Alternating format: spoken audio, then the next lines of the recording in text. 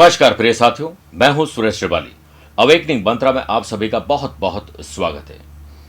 आज की कहानी आपको लक्ष्य तक पहुंचाने में बड़ी मददगार हो सकती है। पुराने समय की बात है। एक संत के पास एक गरीब किसान पहुंचा। किसान ने कहा कि मेरी जिंदगी में कई तरह की परेशानियां चल रही है।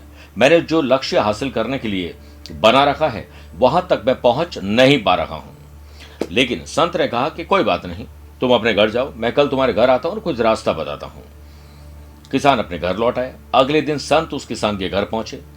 पत्नी ने उनका आदर सत्कार किया। पति खेत गए थे। बेटे को पत्नी ने कहा कि जाओ पिताजी को बुला लिया। कुछ ही देर बाद किसान अपने घर पहुंच गया। उसके साथ एक कुत्ता भी था। जोर जोर से वो हाँफ रहा था। संत ने किसान से पूछा कि क्या तुम्हारा खेत बहुत दूर है? किसान ने कहा कि नहीं, मेरा खेत तो यहां बगल में ही है। आपको ऐसा क्यों लग रहा है?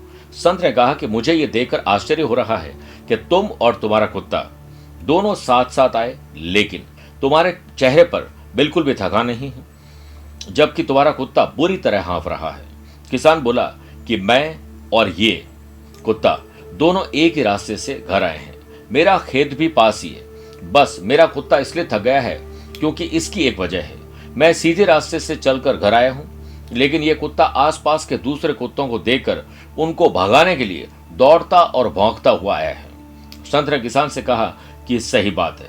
ठीक इसी तरह हमारे साथ भी ऐसा ही होता है। हम किसी काम को पूरा करने में लग जाते हैं, तब हमारे सामने कई तरह की रुकावटें आती हैं। हम उन्हें चिल्लाने भौंकने में लग जाते हैं। अगर हम अपना काम छोड़कर इन बातों में उलझ जाएं, तो हमें लक्ष्य अधूरा ही दिखेगा। दूसरी बातों में समय बर्बाद न करें, सिर्फ लक्ष्य पर ध्यान लगाएं।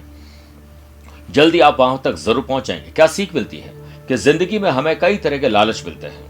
कुछ लोग रास्ता भी रोकते हैं। अगर हम रुक जाएंगे तो असफलता ही मिलेगी। सफलता उन्हीं लोगों को मिलती है जो बिना रुके, बिना भौंके, बिना किसी को डराए धमकाए अपने काम पे लगे रहते हैं।